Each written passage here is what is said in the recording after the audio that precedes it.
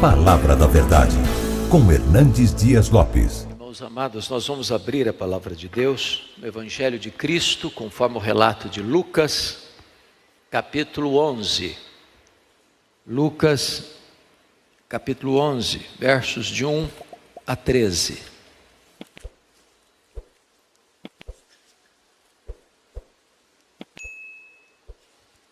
Lucas 11, de 1 a 13.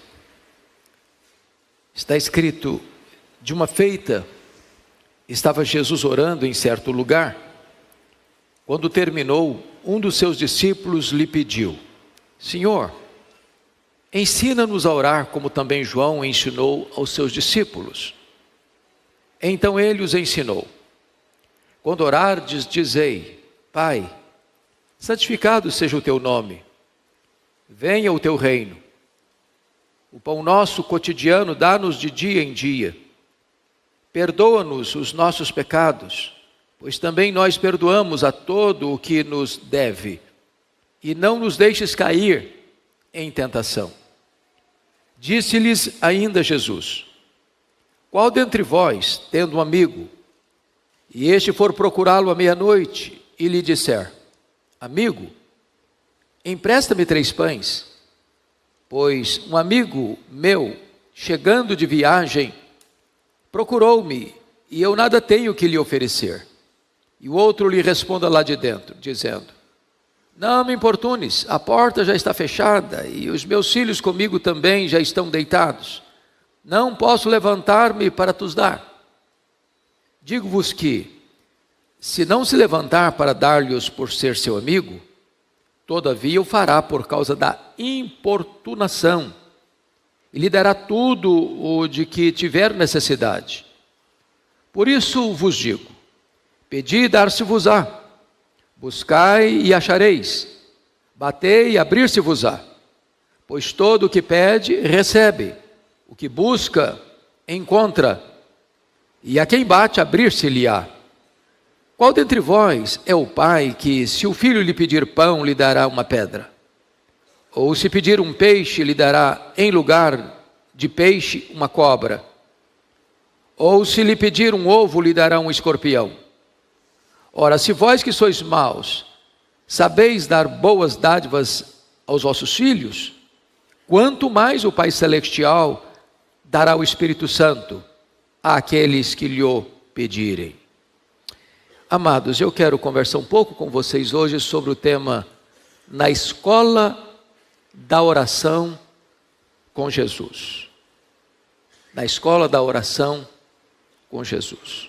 Esse texto que acabamos de ler encerra 4 verdades essenciais que vamos considerar.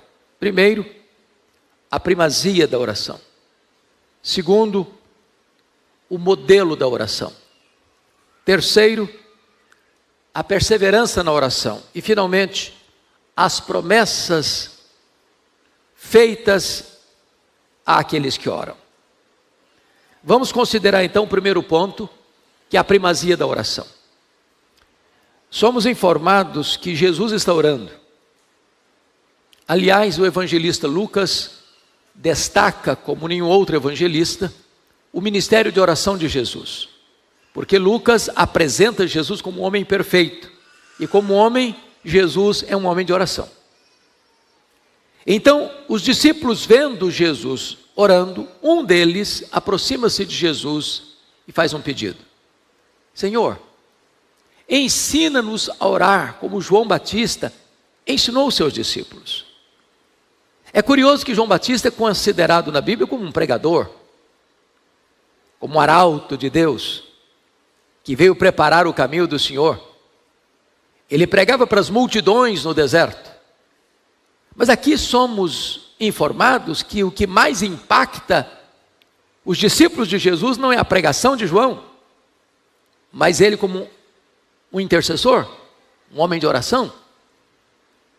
Então, esse discípulo de Jesus não chega para Jesus pedindo: Senhor, ensina-nos a pregar, ensina-nos a contar histórias, ensina-nos a proferir parábolas inteligentes. mas pedir: Senhor, ensina-nos a orar. E quando você vai para o livro de Atos, você vê a igreja orando. E a igreja em Atos está orando porque nos evangelhos os discípulos viram Jesus orar. E Jesus orou nos momentos mais importantes da sua vida. Quando ele foi batizado, os céus se abriram, o Espírito Santo desceu, e Lucas conecta isso com o fato dele estar orando.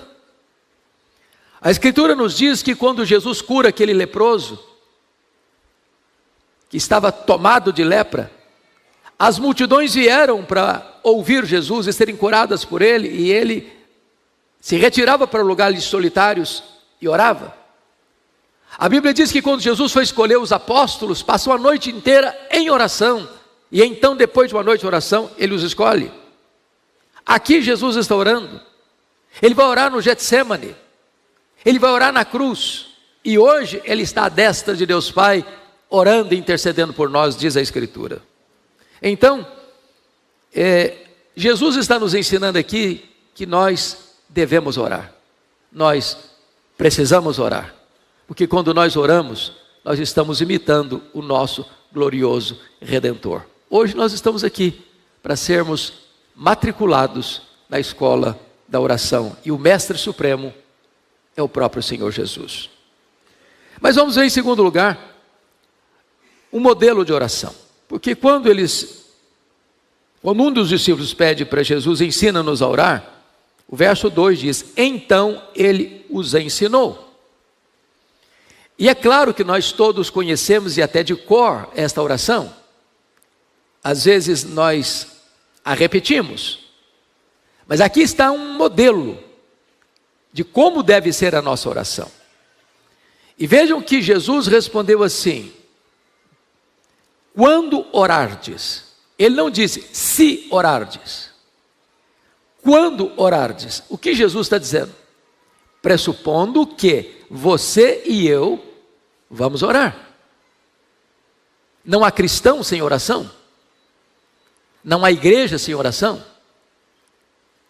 A oração é a respiração da alma. É o oxigênio da fé. A evidência que o Senhor Jesus deu para Ananias, lá em Damasco, para ir ao encontro de Paulo ou Saulo, e que ele estava convertido, foi essa: ele está orando.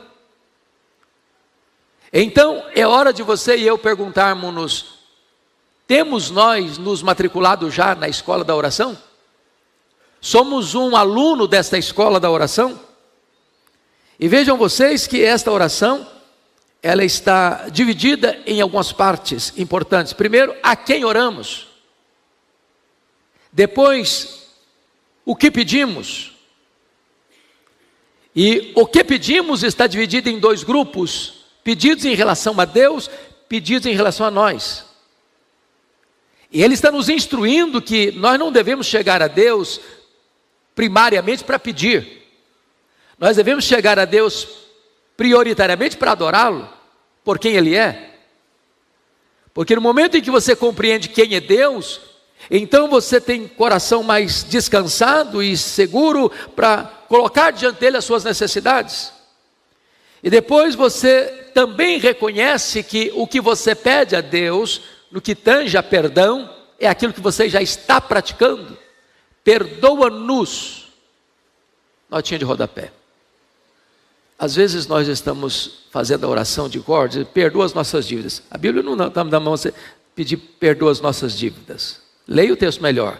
Perdoa-nos as nossas dívidas. Não é perdoar as dívidas, é perdoar a nós. Nós é que precisamos de perdão.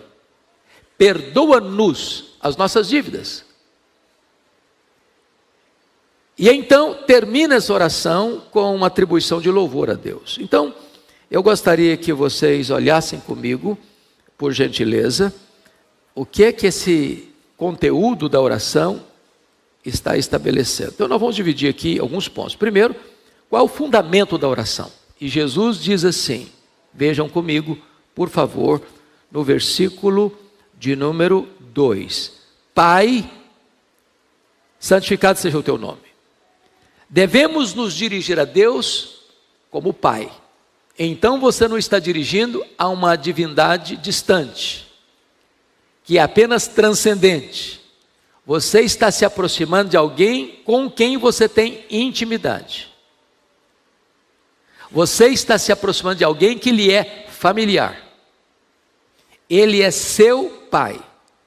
Isso significa que a base da oração é o seu relacionamento com Deus. Você tem familiaridade com seu pai. Você tem liberdade com seu pai. Você tem intimidade com seu pai. E a esse Deus que é pai, é a quem você dirige a sua oração e a sua súplica. Segundo lugar, devemos nos dirigir a Deus como nosso pai, Pai nosso. Ou seja, isso representa que você é membro de uma família, mas não é o filho único dessa família. Você tem outros irmãos. Você pertence a uma comunidade que tem outros filhos de Deus. Você não é o filho exclusivo e nem o predileto. Porque às vezes a gente pensa que nós somos o predileto. Às vezes nós pensamos que Deus tem que fazer para nós. Os outros, Deus pode deixar para depois.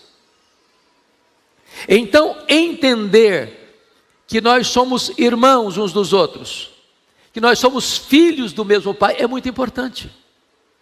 Às vezes nós temos a visão também de que a nossa igreja compõe os filhos de Deus, e as outras igrejas, quem sabe, um parentesco distante. Ou que a nossa denominação é que tem todos os filhos de Deus, e que as outras denominações estão por aí confusas. Pai nosso traz-nos essa ideia de que todos quantos receberam a Cristo, Deus deu a elas o direito de serem feitos filhos de Deus. Terceiro, devemos nos dirigir a Deus como Pai nosso que está no céu. O fato de você ter familiaridade e intimidade com Deus não pode permitir a você achar que esse Deus é igual a você. Ele é transcendente. Ele é soberano. Ele não está na mesma dimensão de um pai terreno. Ele é o Pai do céu. Ele é o todo-poderoso Deus, Criador, provedor, redentor, protetor, consolador do seu povo. Ele é transcendente. Então a intimidade com Deus não anula a sua grandeza insondável e a sua glória incomparável.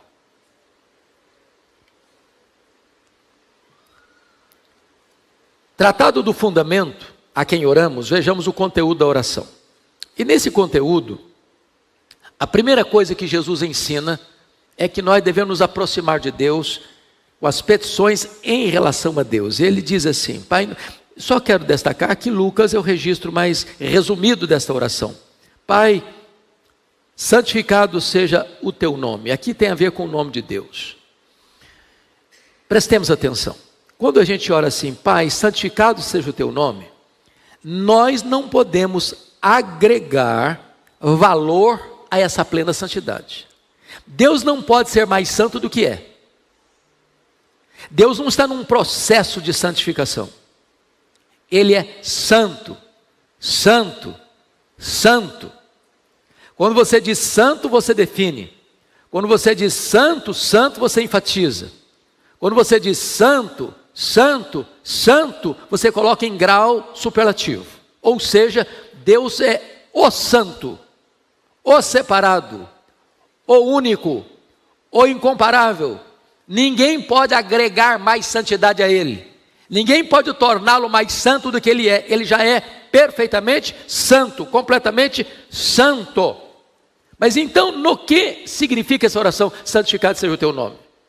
Significa que com a minha vida, eu preciso honrá-lo, reverenciá-lo, temê-lo, obedecê-lo, para que a minha vida leve as pessoas a reconhecer a santidade de Deus. Talvez um exemplo clássico disso foi expressado no filme Carruagem de Fogo, do Eric Liddell, aquele missionário presbiteriano escocês, que na Olimpíada de 1924 se recusou a correr a modalidade que ele era especialista, porque caiu num dia de domingo.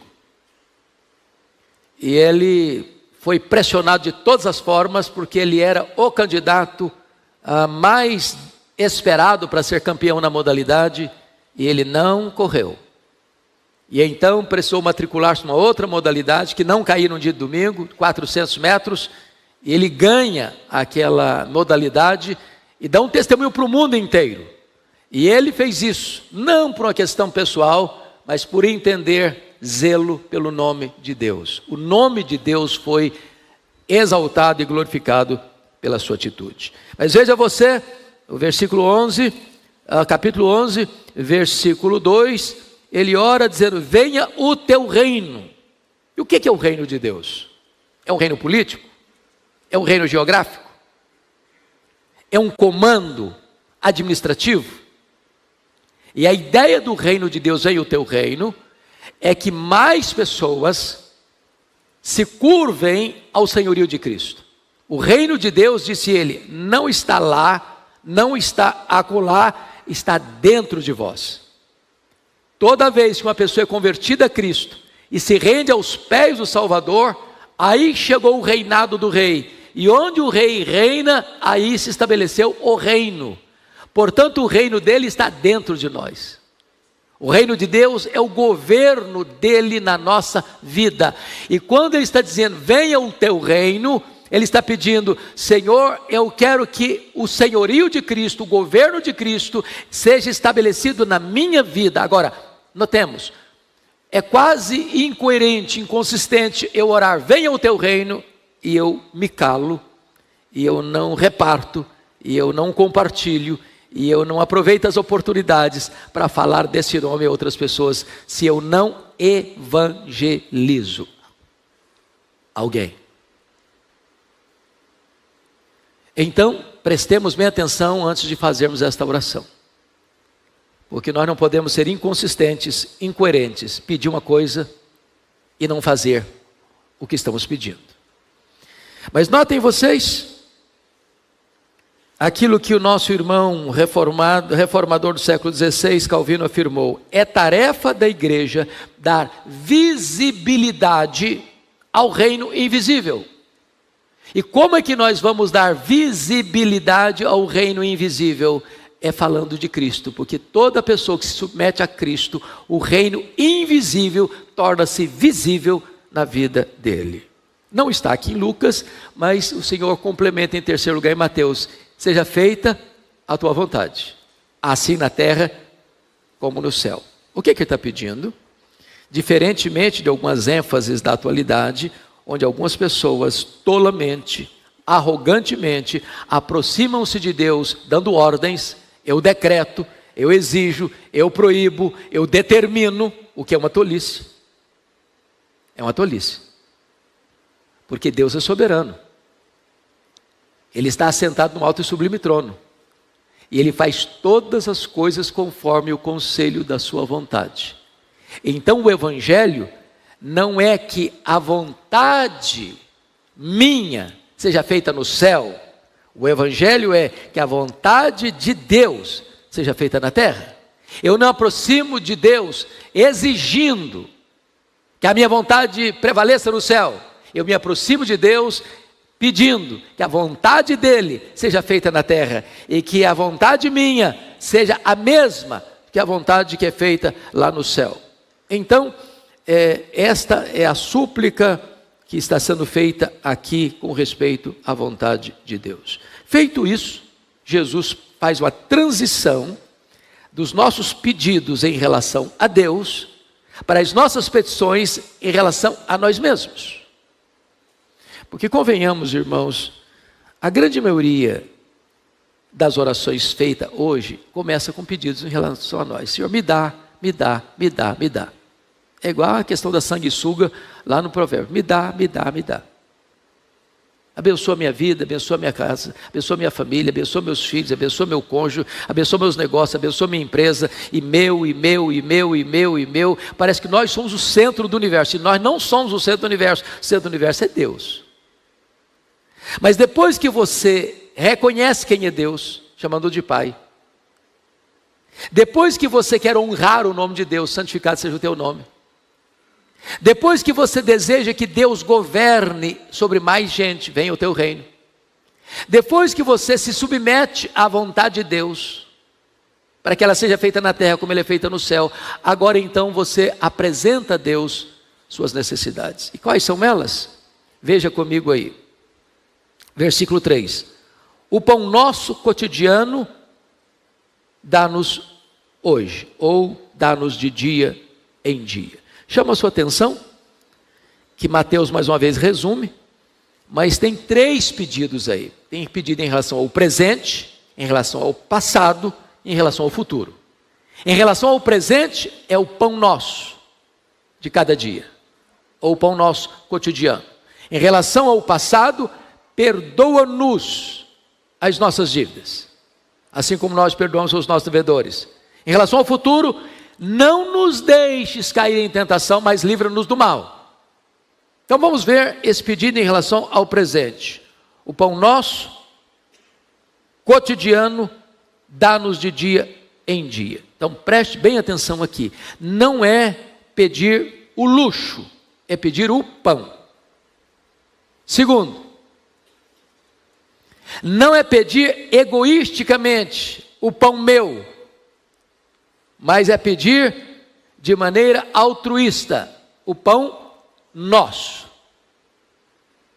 Terceiro, não é pedir para acumular, é o pão nosso de cada dia. Vocês se lembram lá no deserto, como Deus instruiu isso, que o maná caía todo dia de manhã.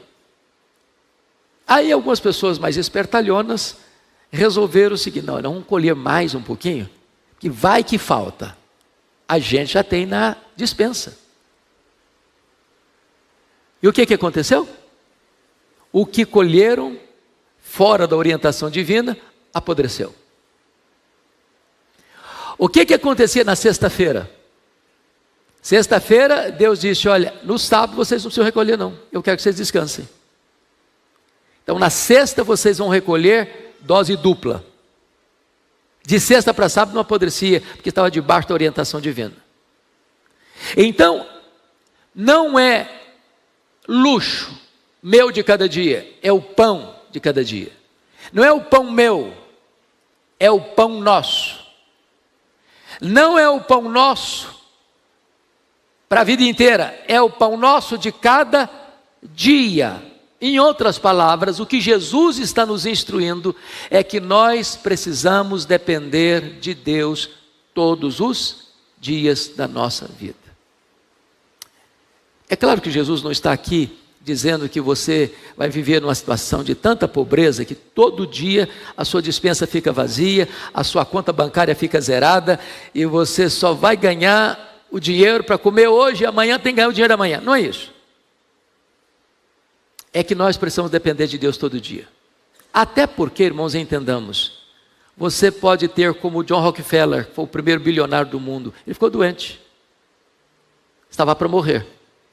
E sendo o cara mais rico do mundo, ele podia comer uma bolacha de sal e meio copo de leite por dia. O que adianta você ter uma mesa farta e não ter saúde? Então nós precisamos depender de Deus todo dia. Mas depois de você fazer pedidos em relação ao presente, você vai fazer pedidos em relação ao passado. E eles deixam isso claro aqui. Versículo 4: perdoa-nos os nossos pecados. E agora veja você, que lá em Mateus, a palavra pecado é traduzida perdoa-nos as nossas dívidas, porque pecado é dívida. Nós temos uma dívida com Deus impagável. E se Deus fosse cobrar de nós a nossa dívida, nós estaríamos em débito constante e contínuo com Ele. Nós não podemos perdoar a nós mesmos, nem limpar-nos a nós mesmos. Precisamos do perdão de Deus. Alguém aqui não precisa do perdão de Deus? Qual é o tamanho da sua dívida com Deus? Jesus ilustrou isso na parábola do credor incompassivo, usando uma cifra astronômica de 10 mil talentos, 350 mil quilos de ouro, que naquela época era preciso um trabalhador comum trabalhar 150 mil anos para conquistar 10 mil talentos, 350 mil quilos de ouro. Esse é o tamanho da nossa dívida com Deus, impagável. E o que o Jesus nos ensinou é que você e eu podemos nos aproximar de Deus, que é nosso Pai, e pedir que Ele perdoe as nossas dívidas. E foi isso que Ele fez na cruz. Porque a Bíblia diz que Deus estava em Cristo reconciliando consigo o mundo, não imputando aos homens as suas transgressões, não colocando na conta deles a sua dívida.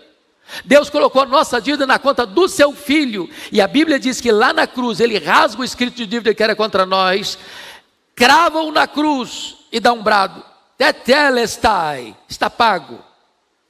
E Ele não pagou nossa dívida com ouro ou com prata, mas com seu próprio sangue. E agora Deus nos declara justos diante do seu tribunal, de tal maneira que já nenhuma condenação há mais para aqueles que são em Cristo Jesus nosso Senhor. Ele perdoa as nossas dívidas. Agora, o texto nos informa: perdoa-nos os nossos pecados ou as nossas dívidas, assim como nós temos perdoados aos nossos devedores. Então preste atenção. Se você é alguém que retém perdão, se você não tem perdoado quem deve você não pode fazer essa oração. Porque você estaria pedindo juízo e condenação para a sua vida. Todo indivíduo que vai entrar no céu é uma pessoa perdoada. Não pode entrar lá sem receber perdão. Mas a Bíblia diz que se você não perdoa, você também não recebe perdão. Então, se você está aqui hoje, você está nos assistindo e tem pendência com alguém, tem mágoa de alguém, rompeu o relacionamento com alguém, não conversa com alguém, está magoado, até com sentimento de vingança com alguém, está na hora de você acertar a sua vida com Deus e com o seu próximo. Porque do contrário, não podemos fazer essa oração, e do contrário, não podemos ser perdoados, e do contrário, não podemos entrar no céu, e do contrário, nem podemos ser chamados de cristãos.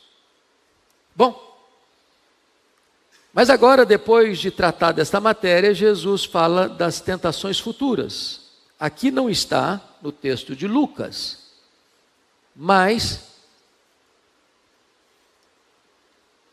está lá em Mateus 6.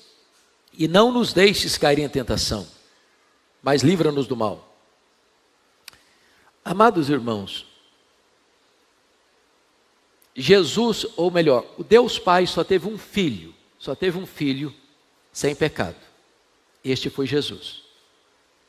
Mas Ele não teve nenhum filho sem ser tentado. Por mais espiritual que você seja, você é tentado. Não é pecado ser tentado. Pecado é ceder à tentação.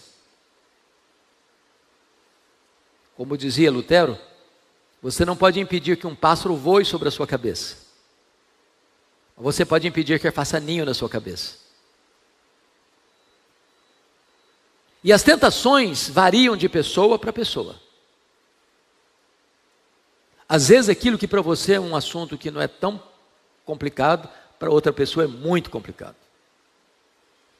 Fundamentalmente, há 3 elementos que levam o homem, essencialmente, à queda: dinheiro, sexo e poder.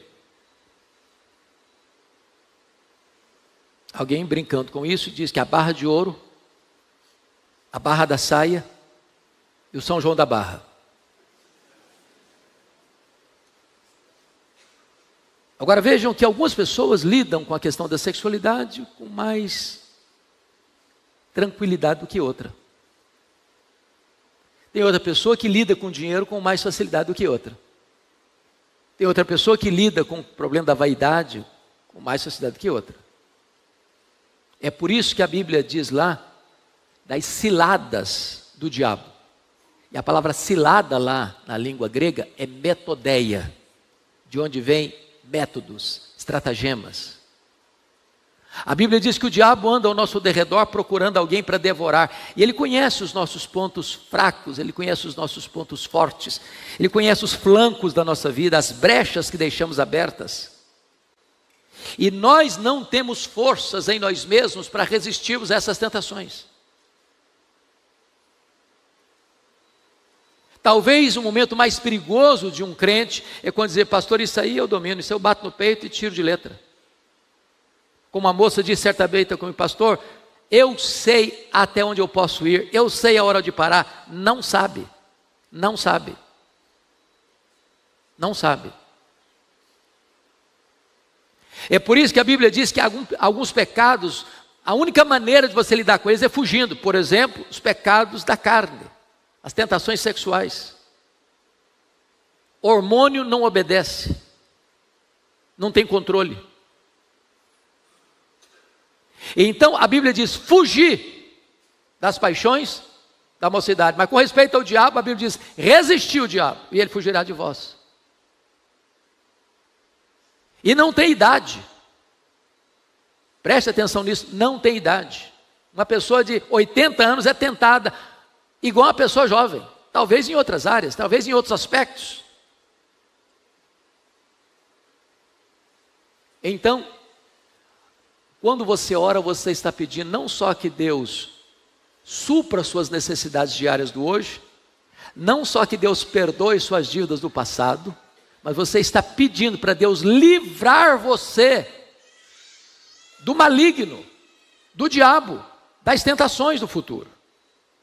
Bom, dito isto, agora Jesus vai mostrar a necessidade da perseverança na oração, dos versos 5 a 8. Ele vai contar uma história muito curiosa, porque o camarada chega e bate a porta do amigo dele de madrugada e pede um favor. E ele está pedindo: amigo, empresta-me 3 pães. Eu não conheço, na nossa cultura não existe emprestar pão. Já viu alguém emprestar pão? Empresta-me 3 pães. É muito abuso, não? Chegar na casa do camarada de madrugada, bater a porta dele, tocar a campainha, o cara levantar assustado, porque você percebe isso, né? O telefone tocou de madrugada, ou alguém veio te visitar de madrugada, coisa boa não é? E aí quando o cara me empresta 3 pães, eu respondo: rapaz, paciência, cara, já estou deitado, meus filhos estão dormindo, agora não vou levantar para te dar 3 pães não, mãe, nem para te emprestar. E Jesus conclui dizendo o seguinte: olha, esse cara vai dar os pães ou por ser amigo, e se não for amigo, ele vai dar porque o cara vai continuar batendo na porta dele. Ele vai ficar tão aborrecido da insistência que o cara vai levantar e atendê-lo, porque senão ele não dorme o resto da noite.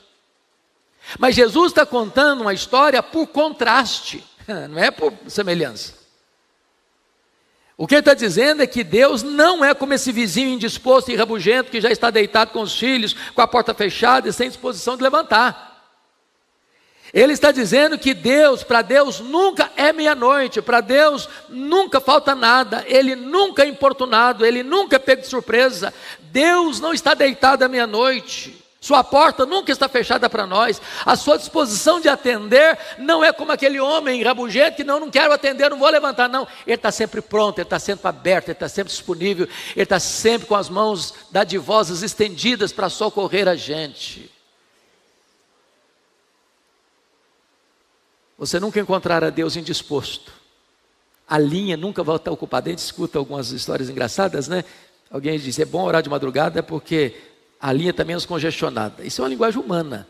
A linha de Deus nunca está congestionada. Você pode falar com Ele de dia, falando de tarde, no meio-dia, 2 horas da tarde, 2 horas da manhã. A linha está sempre aberta, sempre disponível. O coração dele está sempre pronto a atender você. Você não está lidando com o indiferente, você está lidando com o seu Pai. que ama você e que cuida de você. Mas, agora vem as promessas dessa oração. Aí Jesus diz assim, por isso, olha a consequência, porque você tem um Pai disponível, por isso, vos digo, pedi, dar-se-vos-á. Buscai e achareis, batei e abrir-se-vos-á. Chama atenção para os verbos pedir, buscar e bater. Estão no imperativo, mas no modo contínuo. Sabe o que significa isso na língua grega? É que você deve pedir e continuar pedindo, você deve buscar e continuar buscando, você deve bater e continuar batendo. Porque tem gente muito espiritual que diz o seguinte, olha, Deus não precisa ser incomodado não. Falou uma vez, não precisa falar mais, Deus sabe. Mas Ele sabe, mas Ele ordenou você pedir e continuar pedindo, você buscar e continuar buscando, você bater e continuar batendo. Quem nos ensinou a perseverar na oração foi Ele mesmo. Então, deixa eu fazer uma consulta. Quem está pedindo uma coisa para Deus há mais de 5 anos aqui? Continua pedindo. Deus não atendeu ainda não? Continua pedindo. Continua batendo a porta da graça. No tempo oportuno dele, a resposta virá. Porque a Bíblia diz assim, pedi, dar-se-vos-á. Buscai e achareis. Batei e abrir-se-vos-á. E eu concluo esta breve exposição dizendo o seguinte, que aí Jesus faz a promessa. E veja qual é a promessa. Veja você. Versículo 11. Qual dentre vós é o pai que se o filho pedir pão lhe dará uma pedra? Se pedir peixe lhe dará em lugar do peixe uma cobra, ou se pedir um ovo lhe dará um escorpião. Nós somos maus. Ora, se vós que sois maus, verso 13, sabeis dar boas dádivas aos vossos filhos, quanto mais o Pai Celestial dará o Espírito Santo a quem lhe o pedir. Veja bem, não é que Jesus está dizendo que você é mau, um pai mau, que quer acabar com seu filho, arrebentar com ele. Ele pede um pão, você dá uma pedra. Ah, filho, abre o pão, não é pão, é pedra. E aí ele pede um peixe para almoçar, e quando ele olha no prato tem uma cobra. Aí ele pede um ovo para comer, um ovo estalado, ou ovo mexido, ovo cozido, e quando ele olha, é um escorpião que está no prato. Não é isso não. Nós, às vezes, querendo o bem, damos mal, não é verdade? Quantas vezes você acha que aquilo vai ser o que vai dar vida a você? Você não sabe orar como convém e pede o que vai destruir você. Mas o Pai Celeste tem a melhor dádiva para você e para mim. E Ele diz, dará o Espírito Santo. Irmãos, o Espírito Santo é uma pessoa divina. Ele é Deus. Quando você tem o Espírito Santo, é o Espírito Santo quem regenera, é o Espírito Santo quem sela, é o Espírito Santo que é penhor, é o Espírito Santo que dá dons, é o Espírito Santo que dá poder, é o Espírito Santo que dirige, é o Espírito Santo que nos leva à verdade, é o Espírito Santo que consola. Então, quando você tem o Espírito Santo, você tem todas as dádivas de Deus reunidas na pessoa e na obra dele, por você e em você. Agora notem que o Espírito Santo é dado em resposta à oração.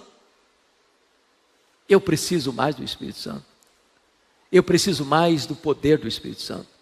Eu preciso mais da unção do Espírito Santo. Eu preciso mais da iluminação do Espírito Santo. Eu preciso mais da sabedoria que o Espírito Santo traz. Então Deus tem para você a melhor dádiva. Ele tem o próprio Espírito Santo para ser derramado sobre a sua vida. Porque uma coisa é ter o Espírito Santo presente, outra coisa é ter o Espírito Santo presidente. Uma coisa é ser habitado pelo Espírito Santo, outra coisa é ser cheio do Espírito Santo. Uma coisa é você ter o Espírito Santo, outra coisa é o Espírito Santo ter você. E Deus tem essa suprema dádiva para dar a cada um de nós, em resposta à oração. Vamos ficar em pé e vamos orar.